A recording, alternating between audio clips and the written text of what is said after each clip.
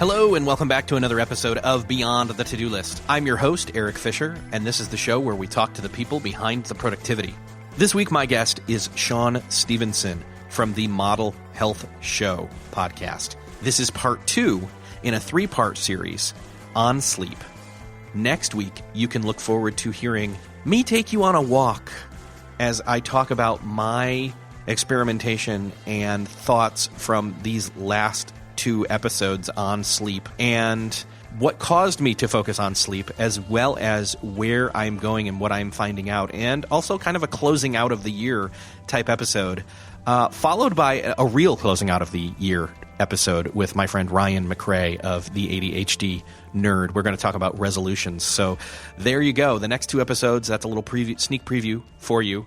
But I really hope you're going to enjoy this episode with Shawn Stevenson. We're going to talk all about how to not just get more sleep, but better sleep, which will then come in handy going back to the last episode and applying getting better sleep and more sleep to your chronotype. And again, enjoy this conversation with Shawn Stevenson. Well, this week it is my privilege to welcome Shawn Stevenson to the show. Shawn, welcome to the show. Thank you so much for having me, Eric. I'm excited. So this is a topic that we've only covered kind of peripherally once before, which is sleep. And this is not the only thing you do. However, you have written a book specifically about it. So you're uniquely qualified. And I need more sleep. I need better sleep, actually, is probably more accurate. And so we're going to get to the bottom of that. But why is sleep so important? Oh, my goodness. This is like the Jeopardy, like double Jeopardy question, man. This is This is so powerful. You know, you just said it. I'm a clinical nutritionist and have been focused on hormones, nutrigenomics, all this stuff for many years. But I wrote this international best-selling book now, by the way, which is crazy to even say this because it's much needed. This was like the Achilles heel of our results, whether it's got to do with, weight loss, reversing insulin sensitivity, brain function, and productivity, crazy enough. And I'm a big, and this is why I'm excited to be here, I'm a big student and fan of productivity. And I'm always looking to find ways to streamline, especially my work life. And one of the things that I cited, and there's a ton of studies, I'm a very analytical human being, I'm a scientist, but one of the things that I really focused on in the book was there was a study published by the American Academy of Sleep Medicine that found that poor sleep quality was equal to marijuana use and binge drinking in determining academic performance. And this is the thing is many people listening, they might not be students any longer, but we really are. That's what this whole game is about. It's about being a continuous student, a continuous learner, and being able to execute. And sleep deprivation literally it cripples our brains to be able to function properly. And also in the study, it reported that the college students that were worse sleepers were also more likely to earn worse grades and even to drop out of classes than the people who were healthy sleepers. And so how often are we dropping out in our goals, in our work life? And one of the things that's being kind of brought to the forefront, one of the things I'm talking about a lot in media and things like that, is this new term called cyberloafing. All right, it's called cyberloafing. And what this is basically is that when you're supposed to be working on that project, you're supposed to be working on that landing page or whatever the case may be, and you're just like, and finally you find yourself opening up Twitter for a few minutes, or you find yourself opening up Facebook or Instagram for just a few minutes. And the next thing you know, you get sucked into the internet black hole. And it's like 30 minutes later, an hour later, like, what's wrong with me? In this cyberloafing, what they found was that basically every hour of poor sleep quality correlated with a 20% greater incidence of cyberloafing. So each of those segments of time loss resulted in more and more of you getting off track and doing the things that you're supposed to be doing, and by big amounts. And this, in those days when you're not really feeling rested, you're much easier to just kind of daydream and drift off and do other stuff that's not as important. So that's one thing. I want to share one other study. This one I like to bring up as much as possible because it's important for many areas of our life. But there was a study, and it's published in The Lancet, and this was looking at a group of physicians. This was actually done on physicians who need to be incredibly productive for lives, right? And so they took physicians and they had them to complete a task, right? So they had them to do a task. Then they sleep deprived them. All right. So they sleep deprived them for just 24 hours. They had them to come back and do the same exact thing. And what happened was pretty incredible. They actually made 20% more mistakes doing the same exact thing. And it took them 14% longer to complete the task, do the same exact thing. And so a lot of us thinking we are productive, we're thinking that we're plugging away, we're doing more work, not understanding that we're sacrificing the quality of our work. There's a difference between doing work and actually being effective. And that's what I want people to really realize, because a lot of times we're creating problems for ourselves. Like they made 20% more mistakes. We're talking about, especially in the realm of, physicians or healthcare providers or our public safety individuals, who are doing that kind of work. If you make a mistake, this could be somebody's life at stake. So for you, it might not be your life at stake. It might be a sacrifice in your business, but this can influence your bottom line in a big way, And so I really want to get people tuned in to the fact that this whole concept out there, and I've talked to these people. I've hung out with Gary Vaynerchuk. I've hung out with, Eric Thomas, the world's top motivational speaker who's flying all over the world and all this stuff. I'm telling you now, the story that you're getting from them isn't the full story. And they know this. Mm-hmm. Gary has made a big shift over to focusing more on his health and getting better sleep, making sure his nutrition is right, exercising, all this stuff, because he's playing the long game now. Now he is, Yeah. And same thing with Eric Thomas. He makes sure he accidentally was getting sleep in what we call the money zone, which is specific hours of sleep that you can that are based on kind of our chronological, evolutionary biology. He was getting that sleep and he was just crushing it when he was awake. So there's just a couple of things to get people to lean in and listen a little bit closer and understand just how much your sleep quality impacts your productivity. Well, I know more than just for myself, but also for my audience. We've never heard that term. What was it again? Cyber loafing, but we've definitely done it. Yep. And I know that we had no idea that, because I know that's one of the things that comes up as I've asked people, like, okay, how do you block out those Facebook and those Twitter and those, the social media distractions from your work and, just browsing hours on end, not hours on end, but chunks of time that get eaten away. I had no idea lack of sleep or poor sleep contributed to that. Yeah, it's kind of mind-blowing, but then it's just, if we just are able to zoom out and look at this rationally, we know this. We know how we feel when we're not well rested. And this is when we start to lean on other behaviors, really leaning heavily on caffeine and stimulants and energy drinks and things like that are only exacerbating the problem.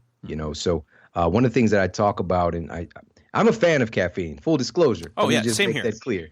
I love caffeine. I love the goodies that they're packaged in, whether it's chocolate or tea or whatever the case might be. For thousands of years, humans have had a great resonance, and caffeine has an interesting resonance with the human body and how it impacts these specific receptor sites, which I'm not going to get into all the nerdy stuff unless you want to. But here's the bottom line is that caffeine, in this particular study I cited in the book, it has a half-life of about 8 hours. All right. So what that means is if you have a 300 milligram coffee, which is kind of common if you just go and get the general cup of coffee at Starbucks or something like that, 8 hours later, so by having a half-life, 8 hours later, half of it is still active in your system. So 150 milligrams. That is enough to light your system up, light your nervous system up like a Christmas tree. And if you're trying to get some sleep, you might be so exhausted that you physically pass out and you're unconscious, but that amplitude of your nervous system firing is going to prevent you from going into your proper stages of sleep.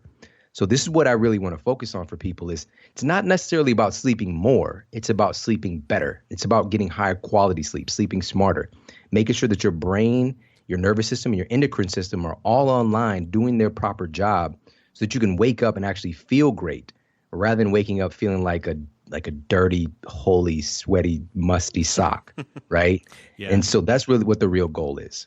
And it's almost in a sense, if you go reverse metaphor here, like if you were wanting to lose weight, which I know that physical activity is also a key part in this, but if somebody was just going to go on a diet and eat less calories in the same way that someone wants to get more sleep, it's not just about getting less calories, it's about getting the right food, Yes. So it's about getting the right sleep. Oh my goodness. You just said it so perfectly Because today, and I love this, and I love that you're even saying that, in our culture today, it's coming to the forefront that it's not about calories, right? Calories do matter, but it's really the quality of those calories. Mm-hmm. And what the real bottom line is, and I've been teaching this for almost 15 years now, is that it really boils down to what those calories are doing to your hormones. Your hormones are these kind of chemical messengers that communicate information between all the cells in your body. And so your hormones are literally telling all of your cells what to do. And if your hormones get thrown off, your whole system gets thrown off. And so 200 calories of broccoli impacts your hormones radically different than 200 calories of Twinkies, right? It's totally different what happens with insulin, with leptin, with ghrelin, with cortisol, all this stuff. And all of those things are influenced by everything that you eat. And in the same vein, so many people today are getting low quality Twinkie sleep, right? They think that they're getting enough calories in or time on the mattress, but the quality of their sleep sucks because their melatonin is suppressed, cortisol levels are too high. And we could talk about some of those things today and how to reverse those things, of course, but we've mistaken, again, this cookie cutter idea that these experts over the years have been saying you just need to get 7 to 8 hours of sleep. That's not true. It's not true. You know, first of all, it depends on you and your lifestyle. It can literally change next week how much sleep you need. It could be less, it could be more, depending on your lifestyle. But also, what tends to happen is that the longer that they spend on the mattress, the more time they can accidentally hit those cycles, basically. So a great example of this in regards to body transformation and weight loss, because that's a real visceral thing for people that we can kind of grab. So the University of Chicago did a study, and it was so good, such a great study. And what they did was what you said earlier, it was calorie-restricted diet. They put the individuals in a study on a calorie-restricted diet, like I was taught in a traditional university to do for clients, for patients, which isn't the right way to go about it the majority of the time. But this is what they did to monitor their fat loss. And at this phase of the study, they allowed them to get 8.5 hours of sleep, and they monitored this.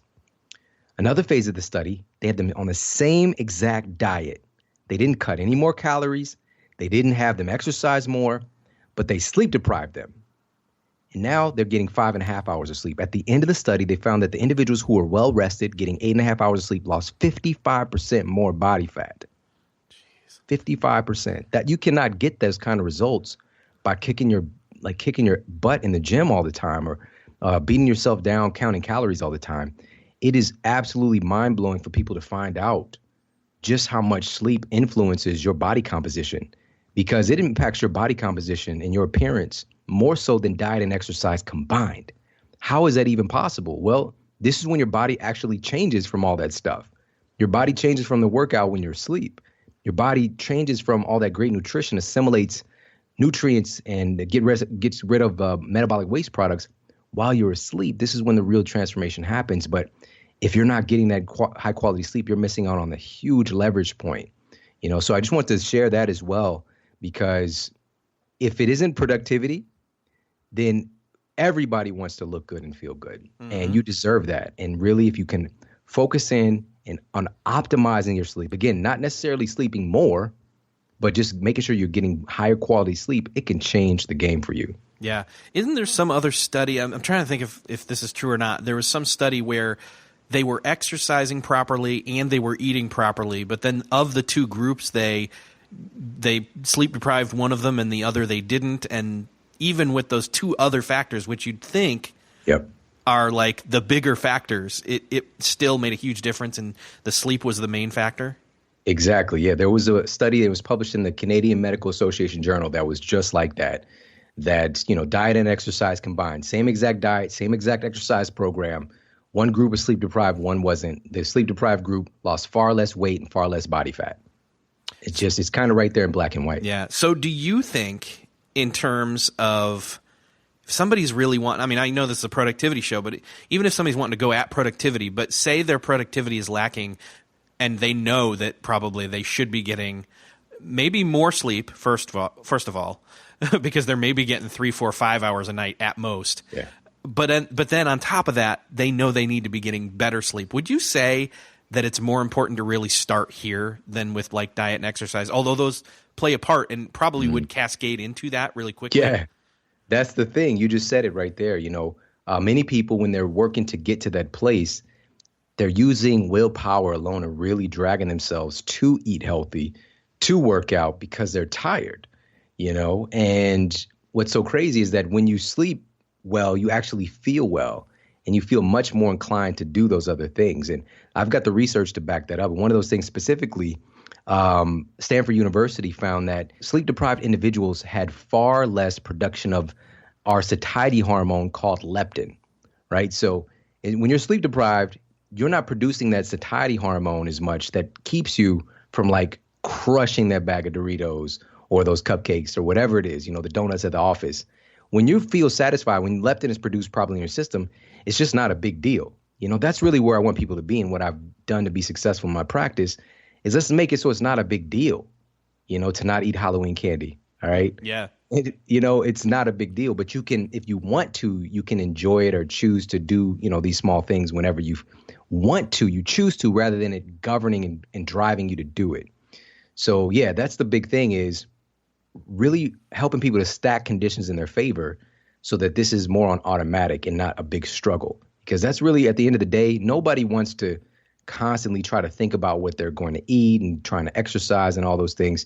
But really, yeah, like you said, sleep at the end of the day, and it's so crazy. I would have not said these things 10 years ago in my practice. I just wasn't thinking about it, even though my sleep quality was so poor when I was going through my own health issues back in my early 20s. And because I got my sleep to be so great, I just forgot about it. And that's what I want people to be able to experience as well, that because once your sleep is great, you just feel great and you don't think about it anymore. When you're truly healed from something, you no longer think about it and pine over it. But when you don't feel well, it's on your mind all the time. And for so many people don't do well because they don't feel well. And we all have the opportunity and the right to feel our best. And it's just structuring our life a little bit differently with more intention, because we all have the same 24 hours. It's just how we structure things. I have kids. I have 3 kids. I know all the stories, man. I also have books. I have a show. I travel all over the place speaking. I have a website. What else do? I do so much stuff, man. I had a clinic for 10 years, like on and on and on. We all have the same 24, and it's just utilizing some of these strategies we're going to talk about to really set yourself up for success. Yeah. So let's talk about that. These strategies, I see them as kind of falling into 2 different categories here. One is stuff that you do or set up about yourself, your own your internal self, in terms of how you prepare your mind, your body, and even your heart, emotionally, all that kind of stuff. And then there's the environment where you do the sleeping and you prepare that environment. So let's start with ourselves first, and then let's move into the environment. Wow. Yes. I love that. So you just said it, starting with ourselves. There are certain things that we can do with our own activities and our own approach to things that can radically improve our sleep quality. And this is the big headline for today, is that a great night of sleep starts the moment that you wake up in the morning.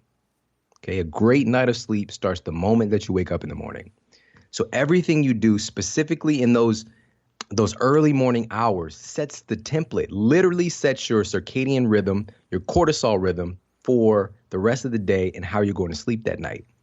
And this is going to be a little bit counterintuitive for some of us. So number one, getting sun exposure at a certain time has been clinically proven to enhance and improve your sleep quality at night. So let me share specifically. So Innovations in Neuroscience, the journal Innovations in Neuroscience, found that when you get sun exposure in the early morning between 6 a.m. and 8:30 a.m., all right, just 10 to 20 minutes, what they discovered was that your cortisol rates, which cortisol is the most anti-sleep hormone that we can talk about, but your cortisol levels drop even lower in the evening when you get sun exposure in the morning. All right. So cortisol and melatonin, this sleep hormone everybody knows about today, they have an inverse relationship. So that means when cortisol is elevated, melatonin is like in the ground floor. They kind of battle for position in your body. And so if your cortisol is too high, melatonin is not getting produced in its greatest capacity. And so again, you can go to sleep and be physically passed out. But if melatonin isn't raising to the place it needs to be, your sleep quality, basically your sleep cycles. So this is like the different brainwave frequencies that are going to tell you which hormones to produce, enzymatic, reparative enzymes, things like that. That whole game is going to get thrown off. So getting some sun exposure in the early morning. A lot of entrepreneurs, a lot of people working in the office, they don't think about this, and they're not doing it because, especially entrepreneurs who work from home, just not thinking about it, just kind of get it plugged in. We wake up, we get on our phone, start doing emails, and eventually we get some coffee, we go pee. I don't know. Like, we're just kind of dragging our way through and trying to be productive, get into our day, instead of doing the things going to set you up for even more success. Yeah. So how do we do this? Well, I've got a bunch. I mean, we could just do the whole show talking about this one thing, but there are a bunch of strategies on how to leverage this. But I'll just tell you this. I mentioned earlier 10 to 20 minutes. It can be a little bit more challenging. Like right now, we're in the Midwest, so it's the temperature's changing. It's getting a little bit cooler. Even getting light, and I cited some studies in the book on office workers exposed to natural light from windows. Even getting some natural light coming in through windows, getting it, through your optical receptors can help a lot. Best case scenario is getting the sunlight directly on your skin. And the darker your complexion, the more sunlight you're actually going to need, because that melanin is like built-in sunscreen. All right. So you might need 20 to 30 minutes. All right. So we want to start to structure our life to make sure we get at least 10 minutes of sun exposure, because it, number one, reduces cortisol at night. Number two, it increases your cortisol in the morning. Why is that a good thing? Cortisol is not a bad guy. It's just when it gets produced at the wrong time, or in the wrong amounts, that it can be a problem. And so by getting your cortisol elevated in the morning, if we look at evolutionary biology, your cortisol should be peaked super high at its highest point between the hours of 6 a.m. and about 8:30 a.m., funny enough. And gradually it declines and drops and bottoms out in the evening. That's how it's designed to be, how you're designed to be. Clinically, I would see people who we call them tired and wired, where their cortisol was too low in the morning, thus they had a horrible time trying to get out of bed, and their cortisol is too high at night. And so even though they know that I should be getting to bed, but they're just wired. And so they just keep on doing more and more stuff. And so sun exposure helps to reset that cortisol rhythm. Last thing is it increases your body's serotonin levels. You can buy stuff that can do the same thing, but you might get arrested. All right. You could buy some illegal stuff that could do some of these same benefits that sunlight exposure can do, but this will increase your body's production of serotonin. Why does this matter? Serotonin is a precursor for melatonin. So eventually it will get converted into the sleep hormone that you need to get that great sleep, all from getting a little bit of sun exposure. All right. So that's number one. I'm going to throw in one more morning activity here. And there's 21 strategies that I talk about with Sleep Smarter, but This is so simple, the super low hanging fruit. But Appalachian State University did a study, and they had exercisers to train at 3 different times to see the impact that it has on sleep quality. All right. One phase of the study, they had them exclusively work out at 7 a.m. in the morning, which is in that kind of cortisol sweet spot we talked about. Another phase of the study, exclusively, they had them work out at 1 p.m. in the afternoon. Another phase of the study, exclusively, they worked out at 7 p.m. at night. They discovered that the morning exercisers spent more time in the deepest, most anabolic stages of sleep. Some people up to 75% more time. That's 75% more time in the stage of sleep where you're producing more growth hormone, this youth hormone that makes you stronger and more energetic. They also found that they had more efficient sleep cycles, and morning exercisers had a 25% greater drop in blood pressure at night, which is that's correlated with something called your parasympathetic nervous system, where it's called the quote rest and digest nervous system activation, right? And turning off the fight or flight. So super powerful stuff if we can leverage and get just 5 to 10 minutes of exercise in the morning. And I did an experiment before the book came out and worked out exclusively in the afternoon, which I hadn't done. Like, I've been working out in the morning for maybe 10 years prior to that, to see the impact that it would have if I worked out in the afternoon and still did 5 to 10 minutes of exercise in the morning. Because a lot of people are worried about their schedule, and a lot of people are also worried about their performance and their gains with their workouts. Everything still improved for me. that little 5 to 10 minutes in the morning didn't impact my workouts later.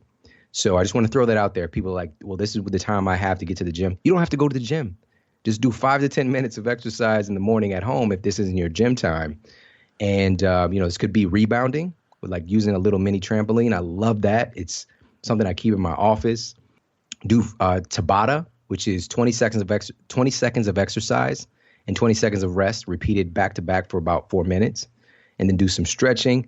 You can go for a power walk, listen to a podcast like this one. Yeah. I call it Learn and Burn.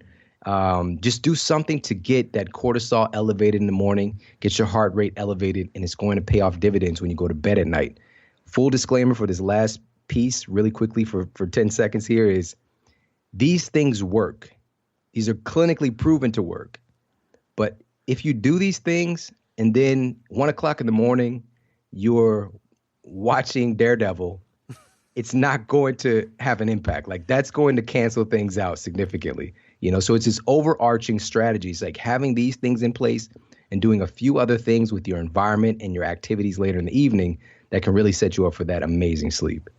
That's awesome. Yeah, totally. So let's go into this watching Daredevil thing, because I would assume that if you did get up at the right time and got out there and got that sunlight and you got that even brief workout in, that you're going to feel tired way before that 1 o'clock. And so if you hit that window right, you will go down and you'll stay down.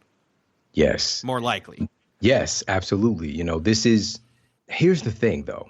We can easily be stimulated as humans. We're very resilient. Yes. And things can like turn us on. What happens is something called the energy second wind, right? Where you are tired and it's like, you're driving home, maybe it's 7 o'clock at night and you're yawning. You're like, I'm going to get to bed early. I'm exhausted. And then 11 o'clock rolls around and you're up, you're on the computer. Maybe you're watching YouTube videos or you're watching TV or doing work. And all of a sudden you feel wide awake again, And so this is called the energy second wind. And I actually break that down. This is it's a response from your metabolism and these enzymes that are released in the evening for the purpose of repairing your body and your brain while you're sleeping. Now they're being used to keep you awake. All right, you dipped into this supply that is now keeping you awake. So, and also when we talked about earlier with melatonin and cortisol, so exposure at night to and again, Daredevil is awesome. It's like the best show. All right. Whatever it is you're into, House of Cards, I don't know if that's still on, or Scandal, whatever you're doing. All right. We could still enjoy those things. We just have to put them in their proper perspective, their proper place. And I'm going to share some hacks with you. But what Harvard researchers have confirmed is that exposure specifically to blue light from our devices, which that is the strongest light coming from your television, coming from your laptop, coming from your cell phone. So what they confirmed was, number one, it suppresses melatonin. For basically what they found was that every hour you're on your device at night, every hour suppresses your melatonin for 30 minutes. All right. So if you're on your device for 3 hours at night, that's 1.5 hours your melatonin is not kicking in. All right. And again, we're going to bed and we're thinking, I'm going to get my 7 hours of sleep. And it's not so. You're not actually getting that quality sleep that you think you're getting because you're not producing melatonin. They found that all light isn't created equal in this, though, that blue light was twice as suppressive to melatonin and disruptive to your sleep cycle than green light. And they found that red light was negligible. It didn't really impact your melatonin that much at all. So it's something that gives us a hint to what kind of light exposure we can use in the evening. And so, Eric, a lot of people don't really think about this, but we've only had these devices like computers readily available for a couple of decades. I remember a time that computers weren't even a thing. All right. It was something you see on, Star Trek or something. Yeah. And there was a bunch of fake buttons on Darth Vader's chest. He's Yes. got a little computer or whatever. Yeah, the chiclets that are glued on. Right. It's not even real, So, but it's only been a couple of decades. But period, even with television, it's only been within, our grandparents' lifetime, that these things have been around.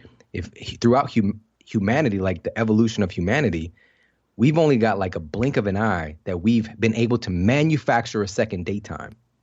And we're not getting that natural day or our light and dark cycle. And our bodies are craving darkness in the evening. But if we were to have light exposure in the evening, it was what color? Fire. That color. So that reddish, orangish, yellowish. And so what we can do is we can utilize some hacks here. And so I encourage everybody to do this like right now. All right. You could pause the podcast or, you could do this after podcast. Either way. But we'll be here when you get back. But here's the thing. Number one, Apple on all of their new devices, their iPhones, iPads, they've included a blue light blocking device in the tool section of all their devices. And even if you have an older phone, you got an iPhone 5, whatever it is, iPhone 1, whoever is out there has got the dinosaur phone, I don't know. If the latest iOS update, you now have that tool on your phone that pulls out the most troublesome melatonin crushing light from your screen. Why would a multi-billion-dollar company like Apple do that? They don't do it for no reason. I mean, everything they do has a specific purpose. And what it is, there's so much more data coming out showing that this blue light exposure at night is, number one, it's wrecking our sleep quality. It's leading to higher rates of cancer, higher rates of heart disease, diabetes, metabolic syndrome, obesity, crazy stuff that they're doing this for a purpose. They don't want to be the ones to blame, really. That's what we're looking at here. Because the World Health Organization has come out and said that sleep deprivation, specifically being up in the evening working, is a class 2A carcinogen, right? It's a cancer-causing agent to be up at night. People don't hear that. You don't hear that in the media, right? What's going on? Why is that? Well, melatonin, not only is it a powerful sleep hormone, but it's also a powerful anti-cancer hormone. And if you're not producing it because you're exposed to light at night, we've got a serious problem, And so the nurses study that I cited in the book found 30% greater incidence of breast cancer for the nurses who work the night shift. So wow. Back to the point. So bottom line, to wrap this point up, use hacks like and it's called Night Shift on your iPhone in your Apple device. For your desktop and laptops, right now go to Dr. Google, type in f.lux, flux. F.lux. I love flux. I bet, man. Like I'll put the link in the show notes. Trust me. So many people over the years. I've been using Flux for probably 3 years. But even people who are dealing with migraines and things like that would just message me and say that Flux has helped so much with their sleep quality, reducing headaches, things like that, the eye strain. So it cools off your screen. And same thing, it pulls that most troublesome spectrum of light out of your desktop, laptops automatically. It's super easy to install. If you need to look at a design or something, a landing page while you're working, you can just click to disable it, click it right back on. It's set it and forget it. It's amazing. All right. So Flux. Another thing for the ambient light at night, and also if you want to stay up late and a little bit later, you put your kids to bed and you want to stay and watch your show with your significant other, it's not that you can't do that, but you need to, if sleep is your priority and you want to feel good and crush your day the next day, you can utilize some blue light blocking glasses or blue light blocking shades. And there are some really cool looking ones, and there are some that are pretty ugly. All right. But, and I've experimented with all this stuff. So these are just some other little hacks that you can use. But the best thing, bottom line, outside of the hacks, because we can hack ourselves to death, is give yourself a screen curfew. Give yourself some time to not be on your device before you go to bed. And this is more getting back in touch with what we're designed for. Like the human brain is always looking for patterns and neural associations. We get ready for work. We get ready to take our kids to school. We get ready to go to parties, but we don't get ready to go to bed anymore. So that whole process can create like an evening ritual and creating a sleep sanctuary as well, which we could touch on. But that's the real key here, is giving yourself some time to be off of the device, connect with other people, do some physical reading of a book, play some games. That might be something a little bit more interesting than Instagram, hopefully. But, you got to fill that space with something that's more valuable than the device, which it's kind of hard to do sometimes today. Yeah, I hear you. Well, and that's the other key pieces. So we've got a caffeine curfew, and we've got a screen curfew, and those are good for us to set ourselves up. But then let's move into this sleep sanctuary idea. Well, how do we set up our sleep area to be where it's most optimal for us? Perfect. So our bedroom, what's so crazy is, for many of us, we spend 1/3 of our life in our bedroom, specifically in our bed. That's like a lot. That's like a lot of years, right? If we're expecting like we're going to live 90 years, 30 years. You're on that mattress. That's crazy. Yeah. So you want to make sure that that is serving you and not creating problems for you. All right. So we're going to talk about the environment in the bedroom specifically. So we want that bedroom to be, because again, we're all about these neuroassociations. Your brain is looking for patterns. So if your bedroom has been a place where you go and watch television, even if you go into your bedroom with the intention of going to bed, neurons in your brain are going to be firing, expecting to watch TV. All right. These synaptic clefts and the myelin that's been laid down. You've got these pathways that's looking and they're firing to watch television. Right. We've created this neuroassociation. Yeah. Or especially even a bigger crime is doing your work in your bedroom. You should never bring your work into bed with you. All right. So you want to make sure that your bedroom is for sleep and sex. It's for those two things primarily. All right. Now, we want to make sure we get the devices out of our room for that purpose. Number one. Number two, the electromagnetic frequencies, electromagnetic noise that for years, like it was just kind of dismissed in popular culture by like sham scientists that these things aren't affecting us, which is totally crazy. It's absolutely insane because even on cell phone, like if you actually read some of the warnings, it'll tell you don't put it up to your head. Like I cannot believe it. It's just like right there in black and white because those signals and I cited a bunch of research, like solid research showing greater incidence of midbrain tumors the more that people are on their cell phones. And specifically, it's happening more and more in younger populations because kids are born into this now. We remember a time when there weren't cell phones, but the more and more exposure that they're having, they're finding these inoperable tumors are showing up. And man, it's really something that we need to be more aware of. And so get those devices out of your bedroom. It doesn't have any place in your bedroom. I promise you the world is not going to end. And if it does, I'll text you. And you probably won't get it anyways. So just understand, we want to create a sanctuary, get those devices out.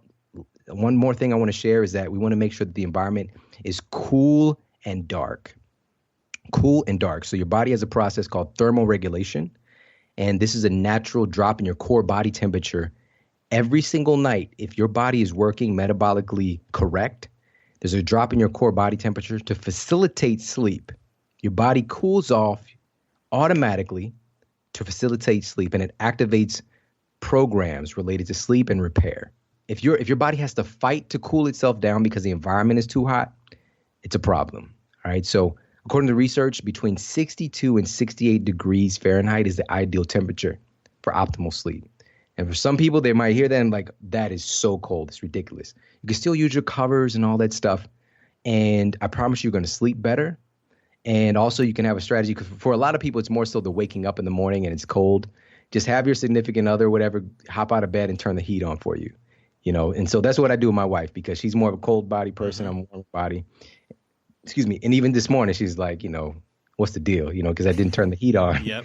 And so, but I'm getting up in the morning and I turn the heat on for her so she can hop out of bed and not feel like, it's a winter wonderland or whatever. But she sleeps so much better. She knows it. There's no, like we have a greater tendency to be sweating. And really specifically, it's our head. It's your brain that doesn't want to be hot. That's why that cool pillow feels good. When you flip that pillow over. I always wondered that. That's why it's a thing, cooler than the other side of the pillow. It's a thing. And so there's actually a study that found that insomniacs, when they put a cooling cap on them, it was just a 1 degree lower temperature, every single person across the board had improved sleep onset. So they fell asleep faster and they stayed asleep longer to the degree that on average in the study, they fell asleep faster than people that didn't have insomnia. Crazy. Just by cooling off their head. So make sure it's cool. Make sure that it's dark. Cornell University found that even in it was a dark environment, the test subject, they put a light, fiber optic cable the size, and it was just the size of a quarter, this light behind their knee while they slept. And that was enough to disrupt their sleep cycle. All right. Your skin picks up light. This is how you tan, like your skin actually has photoreceptors that pick up light and it sends messages to your brain and nervous system that, hey, it could be like the sun is coming up, it's daytime, I don't know. And it throws off your hormones. So get your room as dark as possible. Especially if you live in an urban or suburban area where there's like street lights outside, porch lights, and cars driving up and down the street, definitely want to get some blackout curtains. I would highly, highly recommend that. If you live in more of a area where they don't have all that stuff going on, it's artificial light, not natural light from the moon and stars, things like that. That's not what I'm talking about. Humans have evolved with that kind of light exposure, but I'm talking about artificial light. So get yourself some blackout curtains. For me, of everything that I've talked about thus far, when I got those blackout curtains the very first time, when I did live in more of a city environment, or, you know, like the kind of suburban neighborhood, when I got those blackout curtains, my goodness, man, it turned into it was like a sleep cave. You know, I got the deepest sleep I'd had in a long time, and I've been a big advocate of that ever since. That's awesome. So we talked a little bit about what you can do for yourself as well as for your environment, your sleep environment. I have this one nagging question, though, that I got to ask. What about naps? First question would be to pose to anybody is, are you a baby? Are you or are you not a baby? And if you are, in fact, not a baby anymore, then it's not advantageous or something that's really necessary for you to take naps. Now, that full disclosure, a good nap is a good nap. You know, a good like Sunday afternoon, lazy day nap, or, you know, even a power nap every now and then, it's all good. But what naps tend to be is a supplement to poor quality sleep, right? So that's what we really need to understand, is that we want to make sure that our sleep quality isn't compromised so that we absolutely need to have a nap or we're just not any good. We don't want to live like that, you know? And so like today, for example, it's getting close to 4:00 here, and I've been up doing my thing, you know, helping my kids get to where they need to be. And actually, I got one kid who didn't have school today. And so I've been dealing with that, dealing with my work, doing interviews, writing, all this stuff, you know, sending some emails. And I feel amazing. I feel amazing all day. I haven't had any type of lull in my energy or need to take a nap. You know, of course, there's like higher energy moments and just kind of baseline, but your baseline changes, right, with getting higher quality sleep, and you don't have those drops. And so naps, what they can do is kind of force a hormonal secretion, a hormonal switch, which in some cases, like, we really do need it, man. Like, if somebody's like training, you know, 3 hours a day, and then they've got all this workload and all this stuff, and absolutely a nap can be a supplement. You know, it could be something that's advantageous. But in general, we don't want to force our body to go into a different hormonal shift if we don't want it to in the wrong time. So a good nap is a good nap every now and then, but we don't want to create a situation where we're not getting great sleep quality at night, and so that we need to take a nap or we're just not any good to the world. Okay. So we could and should probably, in the long run, focus on getting the quality sleep in the evenings when we should, and the naps won't be as necessary or at all. Exactly. Okay. Exactly. But a good nap, again, full disclosure again, yes, a good nap is a good nap. Or even if you don't fall asleep, taking a good 15, 20 minutes to close your eyes and quiet the world, still some benefit there too. Tons of benefit. I talk about that in breathing exercises, meditation, all that stuff, clinically proven to help sleep quality as well. Awesome. Shawn, this is like the tip of the sleep iceberg, or the sleep hack iceberg. There's so much more in your book. Let's point people to that and to your site and to your awesome podcast. Thank you so much. Yeah. So the podcast that you can listen to where you're listening to this awesome episode here with Eric is you can check it out on iTunes, Stitcher, wherever you listen to podcasts, and it's called The Model Health Show. The Model Health Show. And I'm very, very honored to say that we've been featured as #1 in the United States dozens of times in nutrition and fitness, and also #1 in health as well. And we've got a lot of amazing episodes, like master classes on different subject matter, ranging from, natural treatments for diabetes to obviously lots of great stuff on sleep as well, weight loss hacks, things like that. So lots of great stuff there. We have a great time. So you can check that out. Also, the website is themodelhealthshow.com. We've got videos of the episodes. I do some pretty epic articles there as well. And all my social media, you can catch up with me there.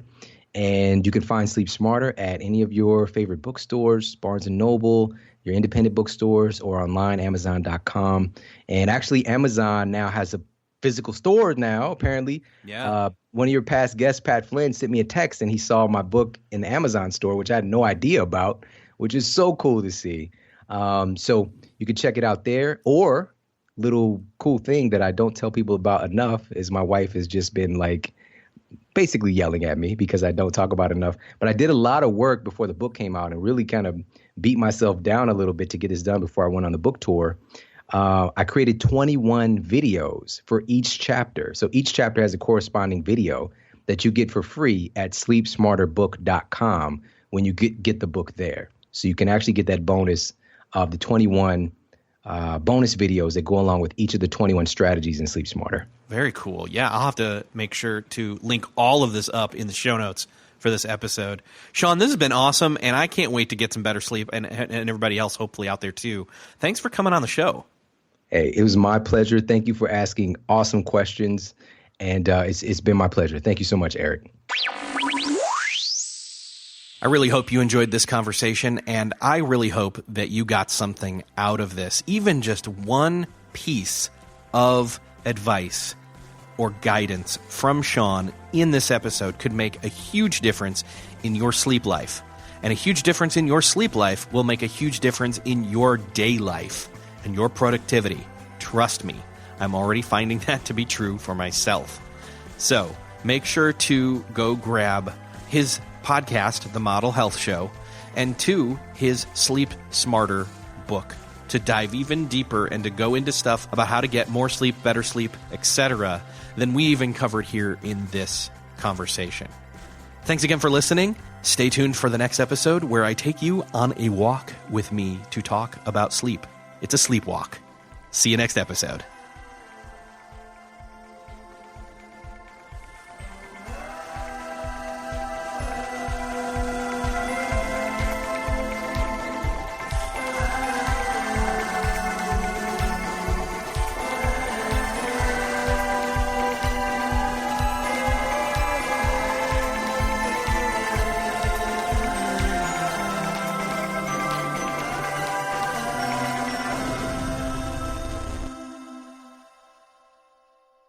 Beyond the To-Do List is a proud member of the Noodle Mix Network. Find more of our award-winning and award-nominated podcasts to make you think, laugh, and succeed at noodle.mx.